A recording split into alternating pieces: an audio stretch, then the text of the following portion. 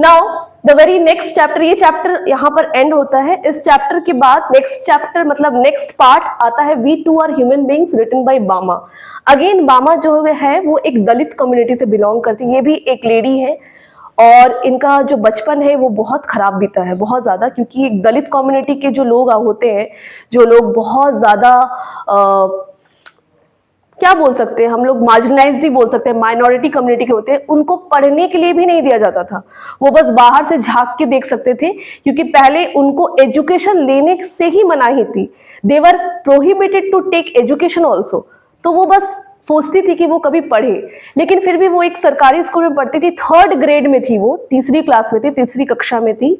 और उस समय वो कुछ चीज फेस की, और वो फेस इस तरह से कि वो उनके दिमाग पर छप गया, एक इंप्रेशन बैठ गया कि ऐसा कैसे हो सकता है, और उसके बारे में वो एक स्टोरी लिखी है। तो ये बामा का एक फुल फ्लेजेड स्टोरी है जिसका नाम है कुरुक्कू, ठीक है, जिसको वो तमिल, क्योंकि वो तमिल राइटर है तो वो तमिल में लिखी, तमिल का जो ये बुक है उससे वो एक छोटा सा एक्सट्रैक्ट उठा के लिखी है, we too are human beings, मतलब कि हम भी इंसान है, हम भी मनुष्य है। तो यहाँ मानवता के बारे में है। ये चैप्टर का जो जॉनर है ये भी एक ऑटोबायोग्राफिकल अकाउंट है, मतलब ये भी उनका खुद का स्टोरी है। थीम अगेन यहाँ पे कास्ट डिस्क्रिमिनेशन है, मतलब upper class versus lower class. तो ये जब 3री कक्षा में थी, तो जब बच्चे 3री कक्षा में होते, 3rd ग्रेड में होते, तो उनको घर जाने का मन करता नहीं है, ठीक है। तो अगर उनका हम तुम लोग को पहले भी ये चीज बता चुके हैं, अगर सीधा रास्ता है घर जाने का तो वो ऐसे वैसे जिगजैग करके पूरा पूरा ब्रह्मांड घूमने के बाद लास्ट में उनका जो है जो घर का जो उनका स्पॉट है जाके घर पहुंचते। तो ये भी कुछ ऐसी ही थी, वो स्कूल से निकलती थी और जब वो उनको घर जाना होता था तो वो पूरा वो एरिया को पूरा घूमती थी। तो उस एरिया में को घूमने के दौरान वो क्या क्या चीजों को देखती थी, और ये इमेजेस बहुत इंपॉर्टेंट है, ये एमसीक्यूज में आपको आ जाएंगे या फिर आपको पूछा भी जा सकता है लॉन्ग आंसर्स में। तो सबसे पहले वो मंकी परफॉर्मेंस देखती थी, जो बंदर जो नाचते हैं वो परफॉर्मेंस देखती थी, क्योंकि वो एक गांव का सेटअप था। उसके बाद सपेरों को देखती थी, उसके बाद कुछ ट्राइब्स को देखती थी। अच्छा, ये भी ट्राइबल कम्युनिटी की थी, दलित थी, तो वह अपने कम्युनिटी के लोगों को क्या देखती थी, क्ले बीड्स मतलब मोती बेचना, और नीडल्स, ये लिख लेना, सुई, ये सारे चीजों को बेचते हुए वो देखती थी कि लोग जो है वो क्ले बीड्स, वो भी क्ले, सोचो क्ले का मोती बेचना, उसके बाद नीडल्स बेचना, ये सारा चीज वो देखती थी। मतलब वो ये चीज नोटिस करती थी कि उनके कम्युनिटी के लोग कुछ बड़ा चीज क्यों नहीं बेचते हैं, सेल करते हैं। मतलब कि वो चाहे तो मिठाई का दुकान में बैठ सकते हैं, वो चाहे तो किसी और बुक, कोई एजुकेशन, कोई बुक का दुकान खोले, लेकिन वो हमेशा अपने लोगों को देखती थी छोटी छोटी चीजों में काम करना। ऐसा बोला नहीं जाता है, छोटा चीज भी बहुत बड़ा चीज होता है, बट वो हमेशा ये चीज देखती थी कि उनके लोग हमेशा यही सब नीडल्स, कोई नीडल्स बेच रहा है, कोई कुछ बेच रहा है। 3rd वो क्या देखती थी, 4th वो क्या देखती थी, साइकिलर्स को देखती थी कि कुछ साइकिलर्स है जो साइकिलिंग कर रहे हैं और पिछले 3 दिन से वो साइकिलिंग किए जा रहे हैं, है ना, 3 दिन से वो साइकिलिंग की, ये भी चीज वो देखती थी। फिर वो देखती थी पॉलिटिशियंस को, इसको बाद में बताते हैं। फिर पॉलिटिशियंस को देखते थे जो रैली करते हैं ना, लेक्चर्स देते हैं कि हम आपके साथ हैं, लेकिन वो क्या करें वो उनको भी पता है। उसके बाद मेला देखती थी, फेयर लगा हुआ है क्योंकि गांव का सेटअप है। उसके बाद वो एक चीज देखती थी, दैट इज अ टेम्पल, एक मंदिर देखती थी। मंदिर में बहुत बड़ा घंटा हुआ करता था, ठीक है, मंदिर की घंटी, और वो ना हमेशा उस घंटी को देखकर बहुत अट्रैक्ट होती थी। उसको लगता था कि काश वो भी जाए और वो भी एक्सपीरियंस कर पाए उस इन्वायरमेंट को। बट समहाउ वो एक चीज बचपन से फेस करती थी कि उसके लोग उसको हमेशा मना करते थे कि इस बाउंड्री के पार आपको नहीं जाना है, और इस चीज के बारे में उसको बहुत अजीब लगता था, क्योंकि वो मंदिर के पास तो जाती थी लेकिन एक लाइन था उसको क्रॉस नहीं करती थी कभी भी, क्योंकि उसके पेरेंट्स, उसके ग्रैंड पेरेंट्स, उसके लोग उस जगह को क्रॉस ही नहीं करते थे। और वो बाकियों को देखती थी, बाकी घर के बच्चे आराम से जा रहे हैं, मंदिर जा रहे हैं, वहां पे पूजा पाठ करे, तो उनको ये चीज बड़ा अजीब लगता था कि आखिर ये है क्या। एक 3री क्लास की बच्ची जिसके पास कोई आइडिया ही नहीं है कि ये कास्ट सिस्टम क्या होता है, ये क्रीड सिस्टम क्या होता है, रेस सिस्टम क्या होता है, उसको लग रहा है कि हम सब तो एक है, लेकिन फिर ऐसा क्यों। तो फिर उसको ये क्वेश्चन हमेशा रहता है। फिर लास्ट में वो एक चीज देखती थी जिसको देखकर उसको हंसी आई, मतलब कि उसको हैरानी नहीं हुई, उसको हंसी आ गई। वो क्या देखती है कि एक लैंडलॉर्ड बैठा हुआ है, जमींदार, जिसको लैंडलॉर्ड सिस्टम तो तुम लोग पढ़े होगे, जमींदार बैठा हुआ है आराम से बड़े कुर्सी पे, और बहुत सारे लोग उसके नीचे तबले के जो लोग हैं, मतलब कि वर्कर्स, वो काम कर रहे हैं, और वो ध्यान से उसको देख रहा है कि ये लोग काम कर रहे हैं कि नहीं। और अपना एक्शंस बता रहा है कि तुम ऐसे करो, तुम वैसे करो। तो वो देखता है कि उसके कम्युनिटी का एक आदमी प्लास्टिक में कुछ तो ला रहा है, ठीक है। अब प्लास्टिक में एक स्नैक लेके आ रहा था जिसका भजिया, उसमें भजिया लिखा हुआ है, ठीक है, हिंदी में भजिया बोलते हैं, भाजी। तो वो लेके आ रहा है और वो उसका जो, उसको पता कैसे चलता है कि ये भजिया है, क्योंकि उसका जो तेल है, क्योंकि वो तेल सोखता है ना, तो तेल का जो वो नीचे का जो परत है वो पूरा दिख रहा है, तो पता चल जा रहा है, पेपर में लगा रहता है ऐसा कि ये जरूर उसमें कुछ ना कुछ स्नैक होगा खाने के लिए। अब वो लेके आ रहा है, लेकिन वो जो प्लास्टिक को कैसे पकड़ा हुआ है बताते हैं। सोचो, एक पेन लो, प्लास्टिक को लो, प्लास्टिक के ऊपर उस पेन को ऐसे होल्ड करो, और तुमने प्लास्टिक को नहीं पकड़ा है, पेन को पकड़ा है, और वो ऐसे ले जाके जैसा लग रहा है कि वो पहले बचपन में हम लोग स्पून वाला रेस नहीं करते थे, मुंह में स्पून रखते थे और बीच में एक लड्डू होता था और कौन कहां तक जाएगा, गिराएगा कि नहीं। तो उसको लगता है ये कोई कंपटीशन हो रहा है क्या, कि इसमें सारे लोग उसके लिए ला रहे हैं, सारा सामान लेके आ रहे हैं, लेकिन उसको टच, प्लास्टिक को नहीं टच कर रहे, पेन से या फिर कोई क्या बोल सकते हैं, कोई लकड़ी हो गया, उससे उसके अंदर उसका जो होल है उसके अंदर उसको घुसाकर उस लकड़ी को पकड़कर ले जा रहे हैं। ऐसा लग रहा है कि उसको एक कोई चैलेंज मिला है कि गिरना नहीं चाहिए। तो वो धीरे धीरे वो देख रहे हैं, और वो ये भी चीज नोटिस करती है कि जो इंसान ले आ रहा है वो उसके बगल के घर के है, मतलब कि उनका ही कम्युनिटी का कोई इंसान है। वो ले जाते हैं और ले जाने के बाद वो उसको देते हैं, जाने के बाद वो उसको ऑफर करते हैं। ऑफर करने से पहले वो इतना बो डाउन करते हैं, मतलब इतना झुकते हैं, ऐसा लग रहा है कि उन्होंने कोई अपराध किया है। मतलब कि आप किसी को एक तो दे रहे हो कोई सामान, तो सामने वाला को थैंक यू बोल रहा है कि आपको ही उल्टा थैंक यू बोल रहा है। आपको मैंने कुछ दिया तो थैंक यू कौन बोलेगा, आप बोलोगे ना, क्योंकि आपने मेरे से लिया, तो वो इंसान को थैंक यू बोलना चाहिए। जबकि ये इंसान पूरा झुक रहा है कि महाराज जी आप लीजिए, आपका जो सामान आपने ये किया था। फिर वो क्या करते हैं, वो किसी और इंसान को बुलाते हैं और वो जो पेन रहता है, वो जो स्टिक रहता है, उसको वो निकालते हैं और बोलते हैं इसको फेंक दो, और फिर वापस से उस भजिया को निकालते हैं, फिर वो खाते हैं।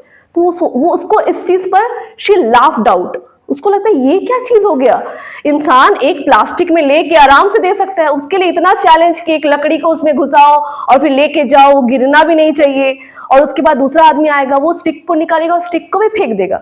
तो वो सोचती है आखिर भजिया तो वही इंसान बनाया है, तो भजिया को भी फेंक देना चाहिए, जो इंसान स्नैक बनाया है वही इंसान तो ले जा रहा है, लेकिन वो तो मुंह पे जा रहा है, लेकिन वो उसको काउंट नहीं करता। वो काउंट किसको करता है, प्लास्टिक को। वो प्लास्टिक निकाल के फेंक दिया जाता है, वो पेपर निकाल के फेंक दिया जाता है, लेकिन वो जो स्नैक है उसको नहीं फेंका जाता है, उसको खा लिया जाता है। तो ये उसको ताज्जुब लगता है, वो बहुत हंसती है इस पर कि ये कैसा चीज है, ये कौन सा नया तरीका है, ये कौन सा नया एक्सपेरिमेंट हो रहा है यहाँ पर। तो वो she ran to her home, उसको, क्योंकि उसको एक छोटी बच्ची के पास जितने भी सवाल होते हैं ना, वो अपना दिमाग किसको खाती है, उसके भैया को। तो उसके भैया यूनिवर्सिटी पास स्टूडेंट है जो अभी आए हैं छुट्टी में, और ये यूनिवर्सिटी में पढ़ रहे हैं, ये भी बहुत बड़ा बात है, क्योंकि ऐसे उस समय के टाइम जो भी लोग दलित कम्युनिटी के थे उनको एजुकेशन परस्यू करने ही नहीं दिया जाता था। You were not allowed to pursue in education. अगर आप किसी कम्युनिटी, ऐसे कम्युनिटी से बिलोंग कर रहे हो जो कि थोड़ा सा लोअर कास्ट है, लेकिन इन्होंने परस्यू किया, और परस्यू क्यों किया वो हम आपको बताएंगे। तो वो पहले अपने अन्ना के पास जाती है, वो अपने बड़े भाई को अन्ना बोलती है। वो अन्ना से पूछती है कि अन्ना, मैंने ऐसा देखा कि कुछ लोग लेके जा रहे थे लैंडलॉर्ड के लिए सामान, लेकिन उसको टच नहीं कर रहे थे, और बिना टच किए लग रहा था कि कोई चैलेंज मिला है कि बिना टच किए आपको दूसरे को देना है, कोई चीज आपको पास ऑन करना है। तो वो बोली अच्छा ये तो कॉमन है, ये तो तुम आज देख रही हो, तुम हम रोज देखते हैं, ये तो यहाँ का कॉमन चीज है। तो उसको लगा भैया को कुछ फर्क ही नहीं पड़ा, क्योंकि भैया को तो इस चीज के बारे में अन्ना को तो पता ही है। तो अन्ना फिर उसको बताते हैं कि तुमको तब नहीं पता ये क्यों हुआ। तो पूछती है कि what is the reason behind it, I want to know the reason, आप हमको रीजन बताइए। तो वो रीजन बताते हैं कि it's because of caste discrimination, because we belong to a certain community जो कि दलित है, इसीलिए हमारे साथ ऐसा हुआ। Now she asks what is Dalit. तो वो बताती है दलित एक माइनर ग्रुप होता है, कम लोग हम लोग हैं, अल्पसंख्यक है, क्योंकि हम लोग निचली जाति को कहलाते हैं, इसलिए हम लोग ये सारा काम नहीं कर सकते। हम लोग लैंडलॉर्ड जो है वो अपर क्लास से बिलोंग करते हैं। तो वो बहुत सारा क्वेश्चन पूछती है, कैसे अपर क्लास से बिलोंग करते हैं, अपर लोअर किसने सेट किया है, अपर लोअर ऐसा थोड़ी है कि आप जन्म आपका हुआ और आपको लिख दिया गया कि आप, जैसे हम लोग को फर्स्ट डिवीजन सेकंड डिवीजन, चलो वो तो समझ में आता है कि आपने पढ़ा नहीं तो आपको थर्ड डिवीजन मिला, आपने पढ़ा तो आपको फर्स्ट डिवीजन मिला। उसमें भी बच्चे बोलते हैं नहीं मैम हम तो पढ़े थे फिर भी मेरा थर्ड डिवीजन आया, वो तो अलग बात हो गया चलो, लेकिन ये किसने सेट किया है, तो बोलते क्या ये गॉड ने सेट किया है ऐसा कि आप इस कास्ट को जाओगे, पर नहीं, ये तो गॉड ने नहीं सेट किया है, ये सेट तो किया यहाँ के ही लोगों ने, और ये बस चला जा रहा है, ये पीढ़ी दर पीढ़ी, generation by generation it's passing on, और हम लोग इसके बारे में नहीं बात कर सकते because it is there, we have to accept it. तो वो बोलती है कि now I am giving you one example. तो वो एग्जाम्पल उसको देता है कि when I went to my university, तो लोगों को लगा कि ये लड़का को तो कहीं पे तो देखे, क्योंकि देखो तुम लोग जब कहीं पे पढ़ने जाओगे तो तुम्हारे लोग तुम्हारे आपस के ही फ्रेंड्स जाएंगे, तो उसके आसपास के लोग भी गए पढ़ने के लिए, बट उनको ताज्जुब ये लगा कि this boy who belongs to Dalit community, वो यहाँ पर आया कैसे, how did he able to make a space here, यहाँ पे वो जगह कैसे बना लिया। तो वो बताता है कि वो उससे पूछते थे उसका नाम कि what's your name, what's your name, but people there were so mean कि वो उससे पूछते थे कि what's your name, but name नहीं, your second name, surname. अब सर नेम से आपको पूरा क्लियर हो जाता है कि which community you are from. तो उसको तो पहले लगता था कि अरे they want to be friends with me, इसलिए they are asking my name, पर बाद में उसको पता चला no no no, I don't want to know your name, what's your second name, that is your surname. तब वो जब वो अपना सरनेम बोलता था तो सरनेम से आपको पता चल जाता है, इसलिए आजकल तो बहुत सारे लोग रखते ही नहीं, इसलिए सरनेम का सिस्टम चला गया। पहले के लोग सरनेम्स रखते थे और सरनेम्स में उनको प्राइड होता था, this is my surname, I am this some Maharaja, और वो अगर लोगों को फोर्स भी किया जाता था कि you keep your surname so that will able to recognise. अभी तो सारे लोग कुमार कुमारी है, कैसे पता चलेगा कि कौन क्या है। तो ये चीज अच्छा है। सेकंड चीज, यहाँ पे सब लोगों को एक यूनिफॉर्म मिल गया स्कूल्स में, पहले ऐसा नहीं था।